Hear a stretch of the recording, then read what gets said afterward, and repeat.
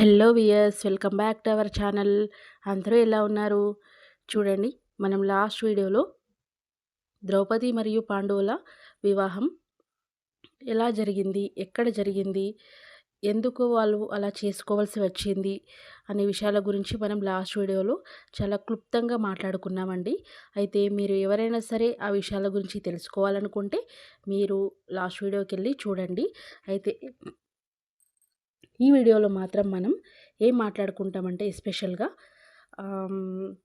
ద్రౌపది మరియు పాండవులు హస్తినాపురానికి చేరుకున్న తర్వాత ఏం జరుగుతుంది అనే విషయాల గురించి మనం మాట్లాడుకుందాం. చూడండి, హస్తినాపురానికి చేరుకోకన్నా ముందు పాండవులు మరియు ద్రౌపది ఇంకా ద్రుపద మహారాజు రాజ్యంలో అంటే కాపిల్యంలో వాళ్ళు అక్కడే పెళ్లి చేసుకుంటారు. కుంతీదేవి ఆదేశానుసారం మరియు వేదవ్యాసుడు వాళ్ళకు ధర్మంని బోధిస్తాడు. కృష్ణుడు కూడా ధర్మాన్ని బోధిస్తాడు.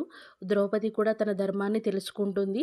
ఇంకా ద్రుపద మహారాజు తన కూతురికి పంచపాండవులతో పెళ్లి చేసుకోవడానికి అంగీకరిస్తాడు. ఆ విధంగా ద్రౌపది మరియు పాండవుల వివాహము కాపిల్యంలో చాలా ఘనంగా, వైభవంగా, అందరి ఆశీస్సులతో చాలా వైభవంగా జరుగుతుంది.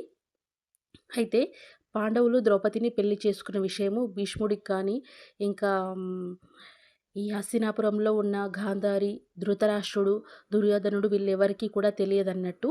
అయితే వీళ్ళందరూ ఏమనుకుంటారంటే అర్జునుడు ఎలాగో అర్జునుడు మరియు పాండవులు ఎలాగో లేరు కాబట్టి, ఇంకా వాళ్ళు రారు కాబట్టి హస్తినాపురానికి రాజుగా దుర్యోధనుని చేయమని ధృతరాష్ట్రుడు భీష్ముడికి అడుగుతాడన్నట్టు. అయితే భీష్ముడు మాత్రం అప్పుడు ఈ విధంగా సమాధానం చెప్తాడు.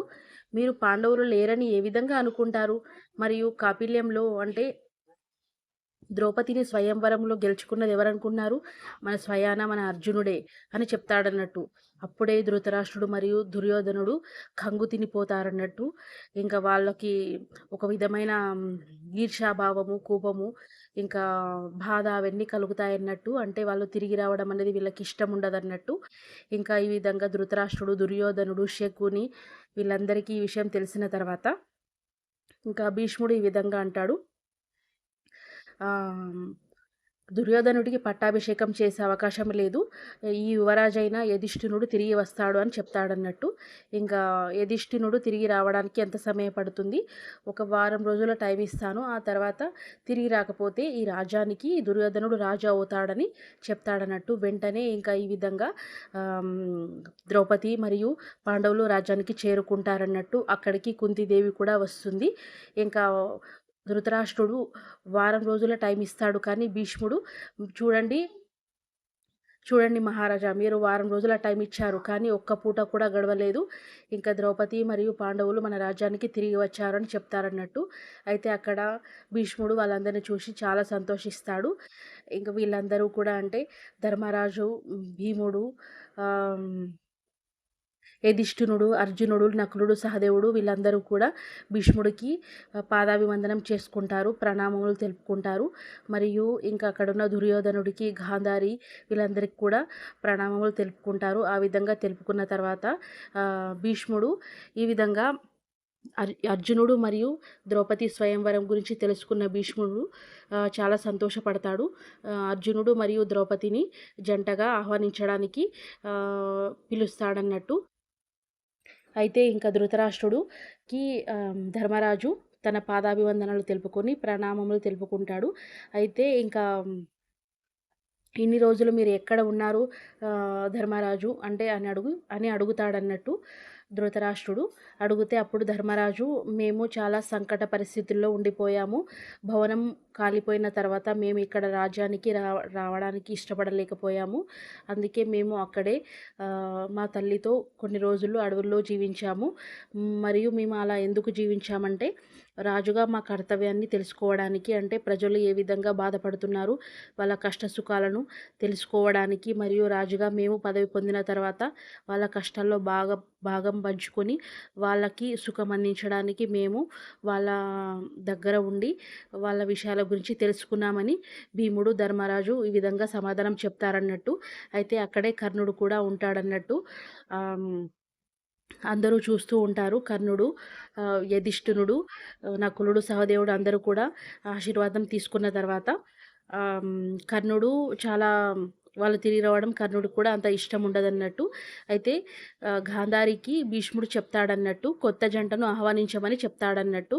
అంటే అర్జునుడు మరియు ద్రౌపదిని ఆహ్వానించమని భీష్ముడు గాంధారికి సందేశం ఇస్తాడు. అయితే అప్పుడు గాంధారి ఒక పళ్ళెంలో హారతి పట్టుకొని వస్తుంది. అయితే పంచపాండవులందరూ కూడా ద్రౌపది దేవి దగ్గర వచ్చి నిలబడతారు. అప్పుడు ఈ విధంగా సమాధానం చెప్తారు. ద్రౌపది మరియు అర్జునుడు కాదు, పంచపాండవులందరినీ కలిసి ద్రౌపదితో హారతి పళ్ళెంతో ఆ రాజ్యంలోకి స్వాగతం పలకమని ధర్మరాజు చెప్తాడన్నట్టు. అయితే అప్పుడే గాంధారి దేవి చేతిలో నుంచి ప్లేట్ అనేది, అంటే ఆ పళ్ళెం కింద పడిపోతుంది. ఒక పురుషుడితో 5 మంది వివాహం ఎలా జరుగుతుంది అనేది చాలా ఇది వినకూడని విషయము. ఇది అధర్మము. మీరెలా చేశారు ఈ విధంగా అని అడుగుతారన్నట్టు. అయితే ఇంకా ఆ విషయానికి ధర్మరాజు, అర్జునుడు, నకులుడు, సహదేవుడు చాలా ఇంకా బాధపడిపోతారన్నట్టు. మేము చేసినది అధర్మం అసలు కానే కాదు. మేము ధర్మబద్ధంగానే ఈ పని చేశాము. మా పనికి అక్కడ ఉన్న పెద్దలందరూ కూడా, అంటే వేదవ్యాసుడు, కృష్ణుడు వాళ్ళందరూ కూడా సలహా మేరకు మేము పని చేశామని చెప్తారన్నట్టు. అయితే భీష్ముడు వాళ్ళ మాటకి ఒప్పుకోడన్నట్టు. ఒక స్త్రీ ఏ విధంగా 5 మందితో ఉంటుంది అని చెప్పేసి చాలా బాధపడిపోతాడన్నట్టు. చాలా కోపం కూడా వస్తుంది. వెంటనే భీష్ముడు అక్కడి నుంచి వెళ్ళిపోవాలని అనుకుంటాడు. ఇంకా వెంటనే శకుని అందుకుంటాడండి.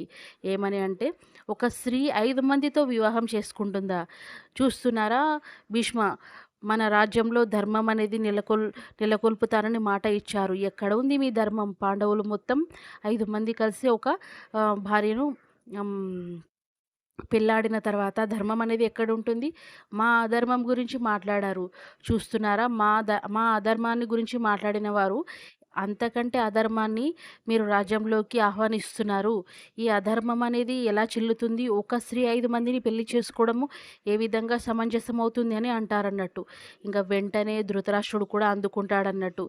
మీరు ఏ విధంగా ఇలా ఒక స్త్రీని 5 మంది పెళ్లి చేసుకోవడం ఏంటి? అర్జునుడు స్వయంవరంలో గెలుచుకున్న తర్వాత అర్జునుడు పెళ్లి చేసుకోవాల్సి వస్తుంది. కానీ మీరు అందరూ కూడా ఏ విధంగా పెళ్లి చేసుకుంటారని అడుగుతాడన్నట్టు. అయితే భీముడు చెప్తాడన్నట్టు. భీముడు, నేను ఆల్రెడీ మేము ఒక సంకట పరిస్థితిలో ఈ విధంగా చేసుకోవాల్సి వచ్చిందని చెప్తాడన్నట్టు. అయితే ధృతరాష్ట్రుడు కూడా చెప్తాడన్నట్టు, మీరు చేసింది చాలా అధర్మమని. అయితే వెంటనే శకుని మరియు కర్ణుడు అందుకొని ఈ విధంగా అంటారు, భీముడు కూడా రాక్షసిని పెళ్లి చేసుకున్నాడట కదా, అంటే మరి పంచపాండవులు రాక్షసిని పెళ్లి చేసుకోవడం ఎంతవరకు కరెక్టు? వీళ్ళు అడవులకు అని వెళ్ళేసి వీళ్ళకి ఇష్టం వచ్చినట్టు పనులు చేశారు, అధర్మాన్ని ఆహ్వానించారు. ఒక రాక్షసిని మన రాజ్యంలోకి ఏ విధంగా తీసుకొని వస్తారు?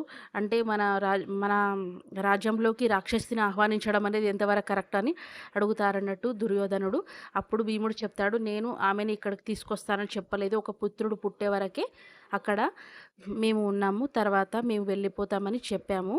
అయితే ఆ విధంగా తను అక్కడే ఉంది. అంటే మీరు భవనం కాలిపోయిన తర్వాత అడవులకని వెళ్ళారు. మీరు రాజధర్మాన్ని నేర్చుకుంటానని చెప్పేసి మీరు ఒక రాక్షసిని పెళ్లి చేసుకోవడము, మరియు ఒక స్త్రీని 5 మంది పెళ్లి చేసుకోవడము, ఈ విధంగా అధర్మమైన పనులు చేసి ఈ రాజ్యానికి ఎలా వస్తారు అని చెప్పేసి అక్కడున్న శకుని, ధృతరాష్ట్రుడు, దుర్యోధనుడు ఈ విధంగా వీళ్ళు అధర్మం చేశారని చెప్పేసి వాళ్ళని చాలా హీనులుగా చూస్తారు. ఇంకా గాంధారి అక్కడి నుంచి ఏం మాట్లాడదన్నట్టు వెనక్కి వెళ్ళిపోతుంది.